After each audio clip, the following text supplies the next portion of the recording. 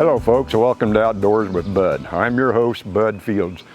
Well, Curtis and I are shooting on location today in my backyard, and I hope we don't get any background noise such as barking dogs or people mowing their yard, but it is what it is. I received a letter here a while back, or a message here a while back, about a guy that he wanted to get my input and suggestions.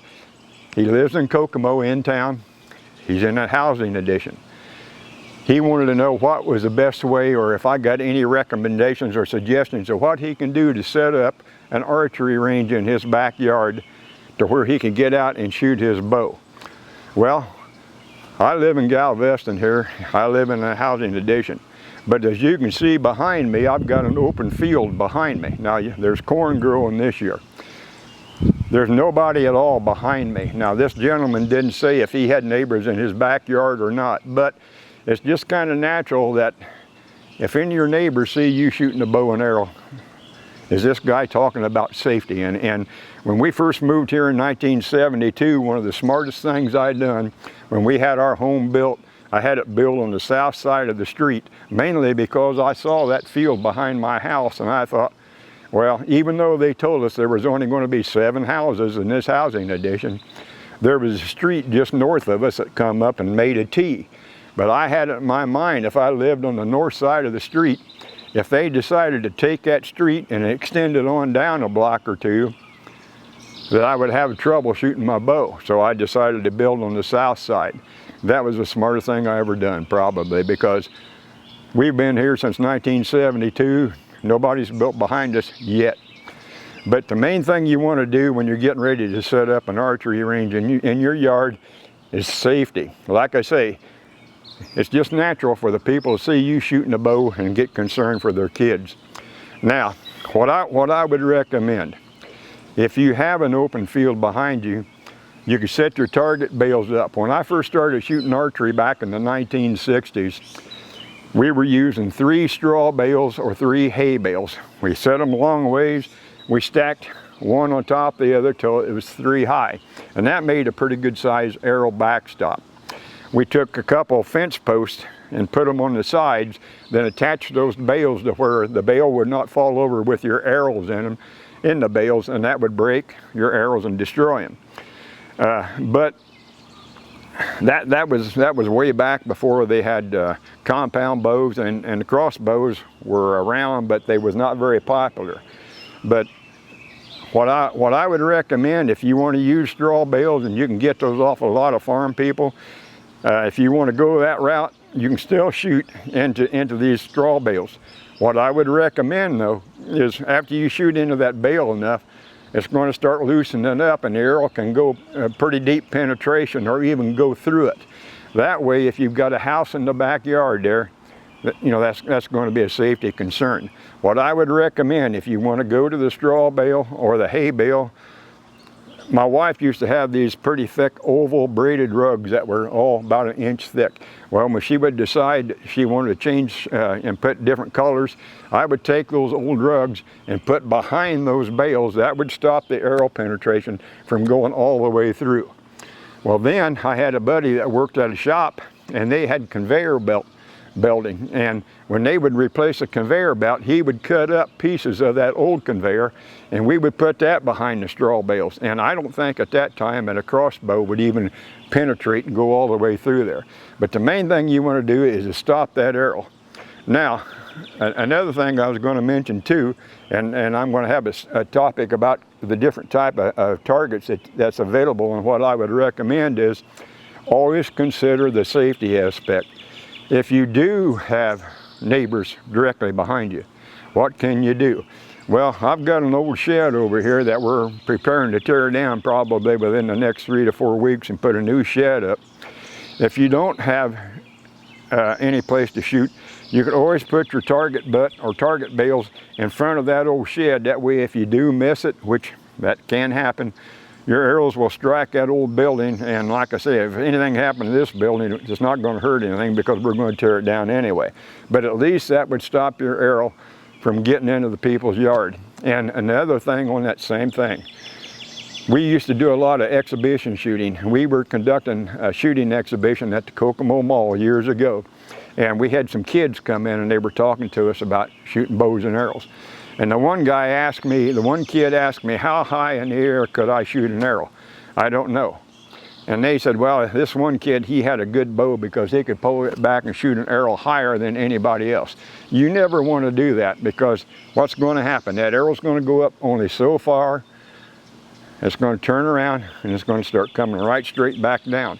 If you lose sight of it, you don't know which way to go. That arrow could come down and hit you. The wind might carry it to your neighbors. Maybe you're going to hit one of the neighbor kids, and maybe it's going to hit one of their pets, or maybe it's going to hit their roof and cause damage. You don't want that to happen. Never shoot your bow with an arrow on it straight up in the air, because like I say, you're going to lose track of it and somebody could get hurt.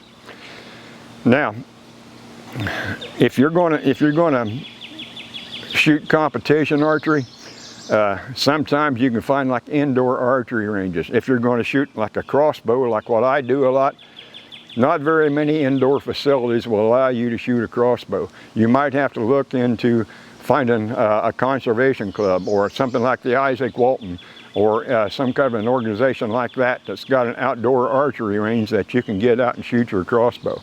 But the main thing you got to consider setting up a target is safety. Always think of safety. And just like in my yard, once I set my targets up, I got 100-foot tape that I attached to the front of my target face.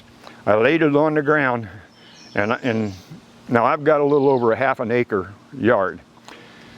I wanted the biggest yard out here, but you got to remember, that was back in 1972, and I was a lot younger. I'm 80 years old now, and I wish I would have bought the smallest lot because I got to mow all of it.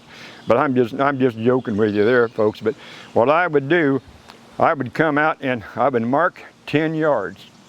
Okay, I would take a brick, just common cinder brick. I'd dig a little hole in my yard and bury that brick down to where if I was mowing with a lawnmower, I wouldn't hit that brick, or nobody would stumble over it when they were walking. And I got one at 10 yards, I got one at 20, I've got one back at 30 yards. I can angle out this way to 40 yards, and I can get right out almost to the street and shoot 50 yards. But I don't like to do that because my house is facing east and west.